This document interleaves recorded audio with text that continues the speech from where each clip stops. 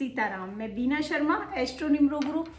आज अपन एक ऐसी चीज के बारे में बात कर रहे हैं। मोस्टली ये चीज हर जातक करता है, उसको किसी ना किसी भाव से उस चीज को ग्रहण कर लेता है। किसी का नजरिया अलग होता है, किसी का संबंध अलग होता है, किसी के विचार अलग होते हैं, किसी का भाव अलग होता है।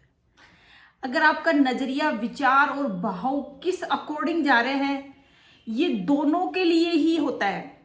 ये मैं आज आपको जो बताना चाह रही हूं वो मैं बताना चाह रही हूं आपको मंदिरों में जब प्रसाद वितरण होता है।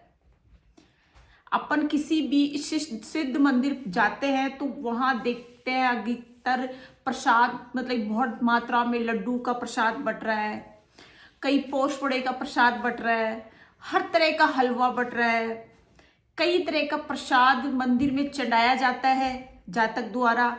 और वो प्रसाद मंदिर में भगवान को अर्पित करने के बाद में जो भक्तगणों की तादाद वहां लगी रहती है, उनकी जो लाइनें लगी रहती है, उन लाइनों के बाहर कहीं भी वो एक काउंटर बना लेते हैं जो भक्तगणों को प्रसाद वितरण करते हैं, यानी बांटते रहते हैं उनको। भक्त सोचते हैं कि भगवान के दरबार में आए हैं तो भगवान का प्रसाद है।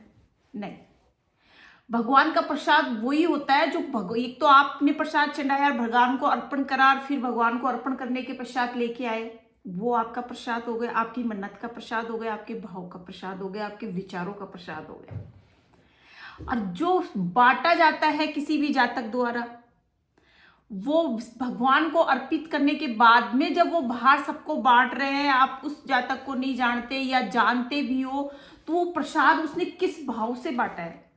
अगर किसी ने मान लो 1.25 मन लड्डू बांटे हैं, या 1.25 मन हलवा बांटा है, या 40-50 किलो खीर कोई प्रसाद बांट रहा है, या पोस बड़े का प्रसाद बांट रहा है, तो उस जातक की कोई मन्नत है उस मंदिर में,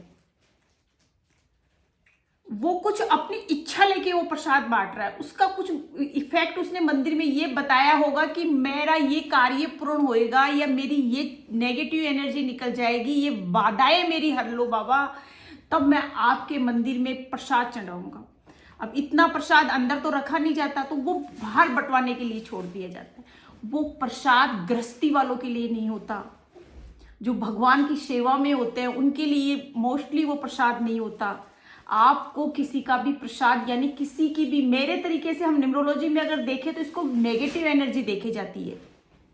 ऐसी एनर्जी जो कोई अपनी खत्म करके तुम पे थोप रहा है, तुम पे डाल रहा है।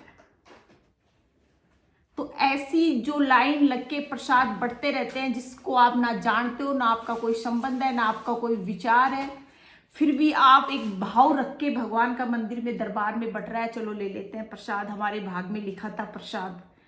तो वो प्रसाद अगर आपने ग्रहण कर लेते हो तो किसी की नेगेटिव एनर्जी आप अपने घर लेके आ जाते हो, किसकी बलाएं आप अपने घर लेके आ जाते हो, किसी के गलत विचारों का स्मरण आप अपने घर लेके आ जाते हो, किसी के काले धन का, क्या कहते हैं ना, गलत कमाए हुए तरीके से धन को अगर वो अपने पापों को छुपाना चाहता है प्रसाद के थ्रू, उस रूप में भी वो बांटता है, उस प्रसाद को आप अपने ग्रहण कर लेते हो, तो वो कहीं ना कहीं उस दोष के, उस नेगेटिव एनर्जी के आप भागीदार हो जाते हो। तो मेरा कहने का एक ही तात्पर्य है कि ये गलत एनर्जी होती है।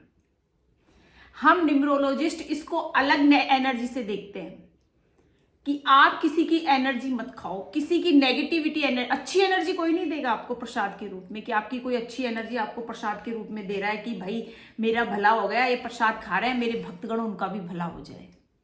इस एनर्जी के साथ आपको कोई प्रसाद नहीं देगा। प्रसाद कोई अपनी मन्नतों के हिसाब से बांटा हुआ, कोई कार्य पूर्ण हुआ उसके लिए बांटा हुआ, या कोई ऐसी मनी आई उनकी कि उसको वो क्या मंदिरों में चढ़ा देते हैं, तो वहां से चलो इसका कोई नेगेटिव इफेक्ट हम पे इतना नहीं आए, तो उसका स्वरूप करके वो बाहर बांट दिया जाता है। तो ऐसे प्रसाद आपको लेने नहीं चाहिए, इनको अवॉइड करना चाहिए। भंडारे के प्रसाद आपको कभी नहीं खाने चाहिए, क्योंकि हम एक गृहस्थी हैं, भगवान ने हमें इस सक्षम बनाया है, अपने योग्य बनाया है, अपन कर्म करते हैं, तो कर्म करने वाले को, कमाने वाले को, गृहस्थी वाले को, परिवार वाले को भंडारे के प्रसाद या मंदिरों के बाहर चढ़ाए हुए जो प्रसाद लाइन लग के लिए जाते हैं, उन प्रसादों को अवॉइड किया जाए। ऐसे प्रसाद नहीं लिए। इससे क्या होता है कि आपकी नेगेटिव एनर्जी आ जाती है, आप वहाँ की भीड़ हटाइए और उन लोगों को लीजिए, लेने दीजिए जो जरूरतमंद है, और जिनको कहते हैं ना कि खाने को इतना नहीं मिलता, उनका पेट भर जाता है। तो हर चीज का अलग है, अपना नजरिया उठाओ और औरों के नजरियों को वहां आने दो। आप यानी कि कहने का मतलब यही है कि आप उस प्रसाद के हकदार नहीं हो, और जो हकदार है उनको लेने दीजिए। तो कभी भी मंदिरों के आगे से लगी लाइनों से प्रसाद ना लीजिए, ना ही किसी भंडारे में लगे हुए। मंदिरों के दर्शनों के लिए अपन जाते हैं, रोड पे भंडारे लगे रहते हैं, या किसी मंदिरों में भंडारे चलते रहते हैं, जान ना पहचान तू मेरा मेहमान, सब जगह अपन प्रसाद ले लेते हैं, कहते भगवान की इच्छा थी, भगवान का प्रसाद था, लेके आ गए।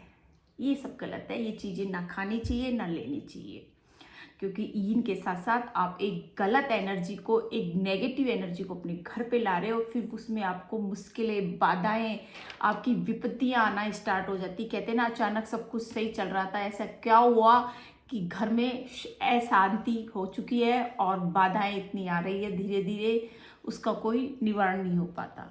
तो इस चीज़ का ध्यान रखिए और अब भी एक अच्छी एनर्जी के साथ रहिए और भगवान के दर्शन करके अपना ही प्रसाद लेके आइए। सीताराम।